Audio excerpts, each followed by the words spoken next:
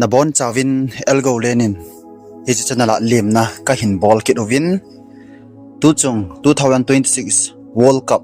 ki chainung hita jong le athu hi mi tampi lungsunga gingjing chu ipiham tile Argentina le Spain World Cup final akichip chu Argentina anop ji a chun alung hailo mi tampi omen asunga thugu jang aume ti thu akizain tuni khwa hi ina saidi ohi EPGA Argentina te chun lose a ball ham aji thu me he alwa thu ki za hi ti loi jang aumin social media nyau jang akimun he cho tuni khwa ta langna ina nei di ohi adang dang thil su ho isei masang wa chun he diu khat chu World Cup chu final chu akichai hetan asung hen lang apam lang ipi thu jong le a fan so iti lu han jong le akichai hetan rematch ding thu jong akisei zap zamin akichai ta hen cho zo thu hin akan lo hi tuni khwai hon isei wang ba jong hi abham rematch su ma adang dang thil ho chu ahin ball tha ki diu jong a hi pon amo in thuning thu ki ka a ibham thil neu akizep ho hi aumin akiza in hi cho hi isei go a hi bovin World Cup chu akichai hi to thonin I hasan naw ti chu ilungbui naw ho ipon na ho jong chu min jong a he papon hi chi chon man sa huitin kumkit lakit kumdang thadang hi cha dinga e ki got mai diu hi tan tin fan so ki ka akibuina ki to mona jong sa po hitin hi chi chu tu chung World Cup Spain le Argentina akichip na thugu isei masang wa iga ta long hin tin akichai ekoi thim diu hi ti yong chu ikitip nom naw a hin Christian Chon dan jong hung kilom ding kata sanin ita sanvin ai le tu chung World Cup USA au machun gel phalo thil so gilta anomin hizi chun Argentina te in amaho nuble da lovin champion tu chung 2026 World Cup chu Spain anot do win akise na hi hichi hi ipiham fans lo ho ikinil baw tamna diwang a hipon thuning thuka ho min ase ho imu dan le thuki za dan e cho chu iga ta long a hibovin hi hichi semi final ki chip masanga zong final match ki chip na dinga FIFA in high security alert aphong do in security zong izar ham akoi be in stadium mun nasata in ven tupna ananei ubin hi News John final match ding hi additional security guard hi han technical lang hile deploy akibole t2 anakiza in EPG hi anakha tapon hi Argentina in semi final ape ovachon fanson gammin khat hi Malvina kiti ana talong win hichi Malvina hi Argentina koma island gam Ferdinand kiti ahin hichi gam hi Argentina in ala agot hi hichi gam hi 1983 langa pat kibuina gam khat ana hi pe in hichi island hi UK le Argentina ana ki chu pe danin jong akise nei UK le US in FIFA ko ma tu chung World Cup final hi cancela team dang hlendia ana demand o hi hinla FIFA in asei chu ticket imazo si confirm a hi tan hichi confirm a hi ta jin ana cancel pon hinla Argentina chu pressure ana ball ve ti thu akizane hichi tu chung FIFA final na la ovale next World Cup 2030 le 2034 na pe thei ta lo dio hi ti achu Argentina player ho chu gi na hi agu a aume ti thu akizan hichi ja yong chu thasita akichi mova ha ding dei le zong le hicha cha mo hen agi fa wi tin jong akise ni alang khanin kuiman gi da hen lang hat gu te gu jong le azo lo jong mai theu zong azo mai theu khetalo azo lo diu chu thu chom hetale pressure gi na za chom akibol to khana chu amo hen gi fa jong him thu pi amu dung ju ana ball dan jong akilang hin akise ni Messi in nasata pressure abo win option ni akoi win hi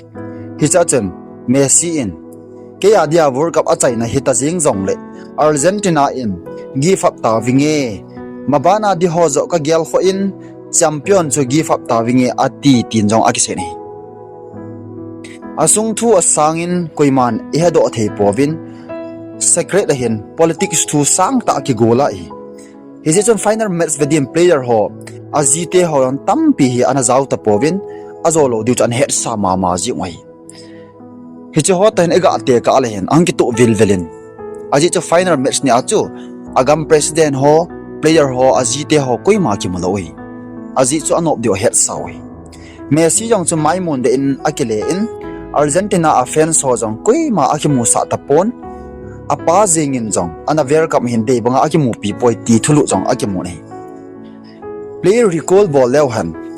video khana chun Argentina team play alut masanga akithim ho win give up din jong akho be ti thu jong akimu nei chole anina messi in goal chance amu ho yang chu alung lut tapon amol ha so jing dan jong aum tan nidang akichip o abang tapovin nasatain spin te alel dan win aum tan akichip wayong cho het do the jing aumen hei politics thun nasata in alut in president Trump in jong nasata apan anala hi Fedland Island thu a ichan hama politics analut khadan a hi in news ima mu theiding om poi a hin secret thu hi ana na kimudo ana na tun khai se oi vanoya Argentina fans in no mo asal he win a hin la Argentina te dinga chu decision ha sata aso do in Argentina 2020 in World Cup anadom tan abana hi alang khana gelale copa adom ke in a hi tu chung alha kang jong hi adisna a kho be se na live a kho be se point tu chung yong chu ata ta hi ale pressure ki mo chu anom dan lang anamudaw hen lang hele goal zone on chu chang mai theo hi sei thei lo hi hi chi za chu Lionel Messi yong chu agam mi te chan avezo pon apuna le azengin athi long zingin agam sung wa akinung lelang win aloi ho chu bas a ho he theding pen a chan player ho bas a chan aloi ho cha to win ama ato tapon kumdang ladanga chu to khom wa eo khom wa lang khom ba hin ama chu akido la la om nom pon achang san akisel lele in en sungmi agam sungmi on de bangin akimusa pon tu chan gyang hi veleu hen social media la jong atha be a video hoy ki mo mu lo lai ki phalam hi alang khana ma hi mi kinew sa hi en mi ki phalam si jong heading a hin a hi na bana he cho chu aga to ale hin na sa ma thasima ma jing heading dan age sein chule agam mi te en jong children mun ho he team ji win Argentina ten World Cup adop lo chu ho sapon player ho jong team mo achan povin til ho na thuna sta in a ball win good spa hin Scaloni hin Lionel Messi hin aloi adang dang hon nasa mi pi hoin cher a ball tho win lung len na pi win azi chu nang ho hi ha nom jong leo chun a hat thailo ding amin gi na a ball tai ti chu agam min an he hin hi chi za chu player ho team mo na sta chang lo ama wang adang dang ho France England adang dang ho chun anop je win lose anei je win agam mi ten na sata in yang bol na le musi na nasta anato win ahin midang to bang lovin Argentina te chu hoitan welcome a ball tho win alang khana Messi ding in jong laina the enten he jong le aman akinew sa dan along le dan che piham ke hi khatam ke chai ding hetan ma kho a chapang ung khang len ding tam pita me amo keral ka su si nom poi atia World Cup chana dop loi enjoy in say time World Cup so adop ngei ya le 2030 34 World Cup ho ape ta lo diwa Argentina te bandinga kisi hin hi chi a chu give up na ball hi alo thelo a ball danin akilang ta ni ipi chu jong le thugu tuning thuka tu lai social media